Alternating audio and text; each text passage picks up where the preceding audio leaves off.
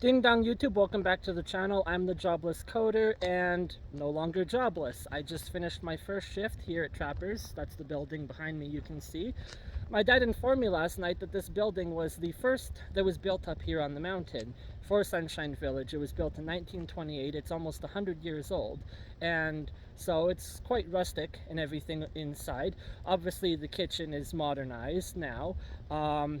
And it was definitely a very interesting experience today, the comparison between the dishwashing position here and in Lake Louise. It is significantly a smaller kitchen than the Whiskey Jack one that Lake Louise has. It's more comparable to the 10 Peaks cafeteria over in Lake Louise, which is a small kitchen with a manual dishwasher. The dishwasher at Whiskey Jack is significantly more sophisticated in that it has this conveyor belt system that, it's starting to pour actually.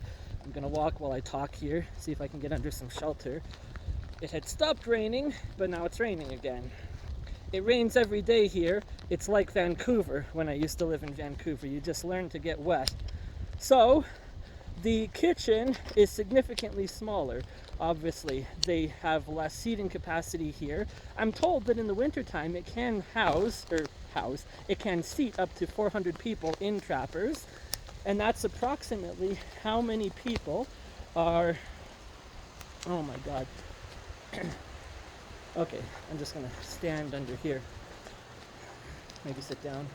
So, approximately 400 people in the wintertime can eat in Trappers at once. That is approximately the maximum seating capacity of the Whiskey Jack Lodge, where they do the buffet every day. Now, because it's the summertime here, it's their off season and it's not as busy, and so they have, significantly less number of dishes come through. When we have 300 people in the buffet in Whiskey Jack Lodge, the dishes can pile up to the roof, and they bring in these bus bins of plates and cups and all of that, and you finish running them through, and then someone brings in two more bus bins, and so you load one and then they bring in two more, and so then the kitchen staff brings you a whole stack of baking sheets, and so it's a lot faster of an operation there. Here it's more slow pace and a little more chillaxed throughout the day, and so that gave me the opportunity to clear out all of the dishes, and then when that was done, I cleaned up the area. I did a bunch of organization. You could tell that they haven't had a dishwasher here for a while, because the kitchen when I first got here was a little disorganized and there was dishes piled wherever they could fit them, and so when I cleared all of that out and then I cleaned up the area and wiped down some surfaces, I cleaned some shelves and stuff that probably hadn't been cleaned in a year, and that was part of the job over at Whiskey Jack. It wasn't just dishwashing, it was just a general cleaning of the kitchen as well, wiping down countertops and surfaces, and so I seem to have impressed everyone here. They said that they've never seen the dish pit that clear, and then when I was doing a bit of organizing and getting everything in a better arrangement than when it was when I found it, they were like, whoa, this is great, this has never happened before at Trappers. And so it seems to be that I have impressed everyone here with my ability. I started just over a month ago in Lake Louise, and I told them, we run a tight kitchen over there. It's quite an operation that they have going on, and I know what they like in Lake Louise and what the kitchen is like and what is expected of the general cleanliness of the area.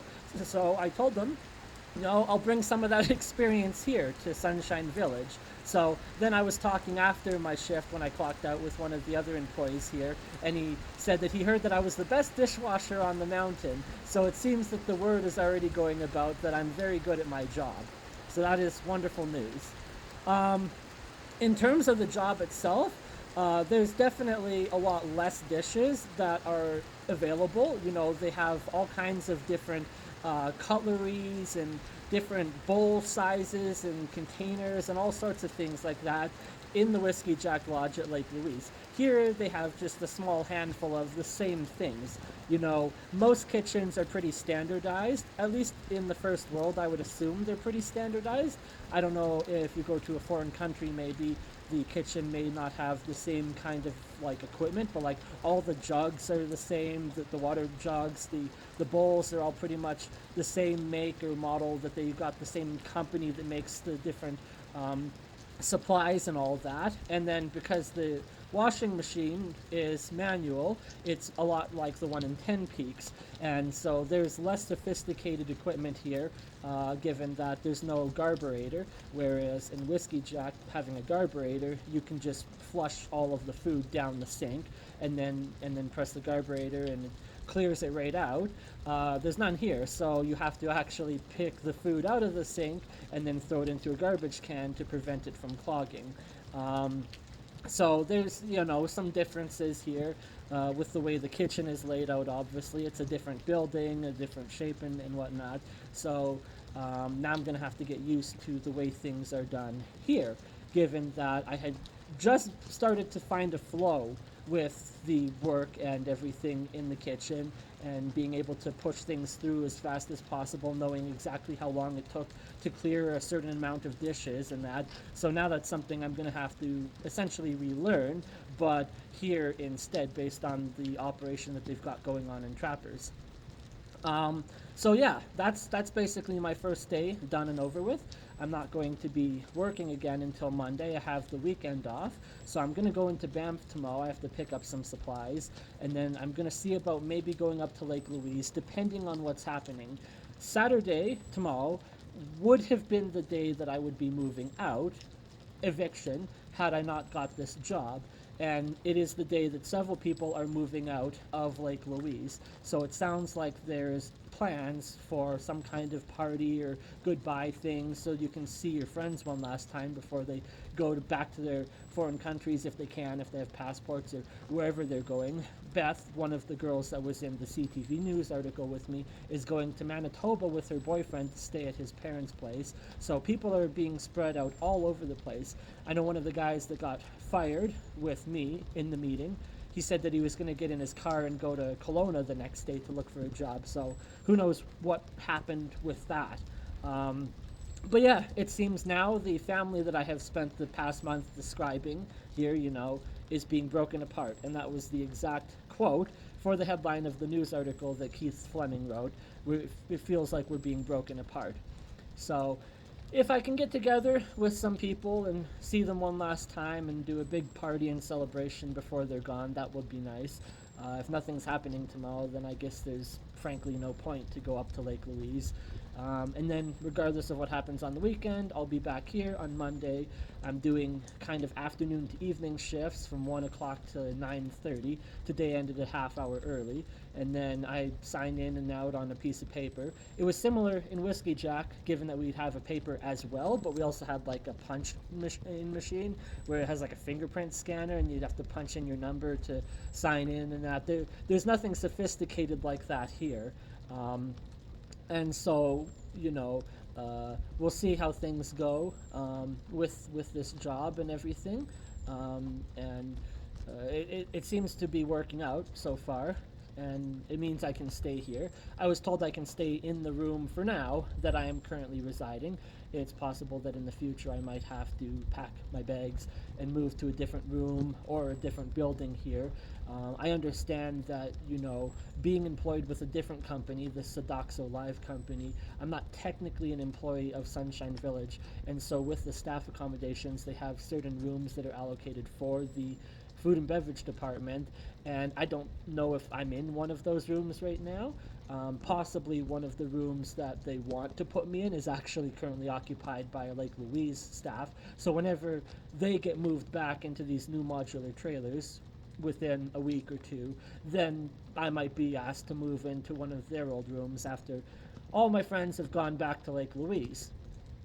I'm starting to meet new people here in Sunshine Village and make new friends. So I just got done learning everyone's name. I'm not very good with names. And I feel really bad actually because most everyone, I would say basically everyone in Lake Louise knew my name just because I'm so unique. I think I stand out like a sore thumb, especially with the Spider-Man suit and all that. So everyone knew my name, and then I would feel so bad because I'm like, I don't know your name, but now I do. given the fire and everything, and being closer than ever with these people. And so I've just started to learn everyone's name, and I just remembered everyone's name that I was working with in the kitchen. And then they go and do this and fire a bunch of people. And then a bunch more people quit. There was a girl that wasn't fired, but she quit the other day, just like my coworker quit after I was fired.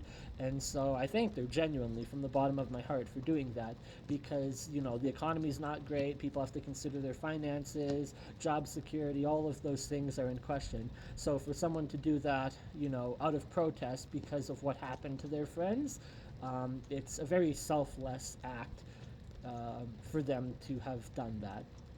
So we'll just see what happens going forward over the course of the weekend, and I'll keep these vlogs out as long as I can, and as long as I can get any relevant information. Currently I'm still in the loop, basically, being a part of the Facebook group and getting daily emails and such. But eventually, when that stops, then there won't really be much information I can report on regarding victims of the fire, being that I'm no longer a part of the company anymore. And then every bit of information I'll be getting afterwards will be like through third-party sources. So for now, I am informed and keeping everyone here informed and up to date on what is happening here in the Bow Valley area.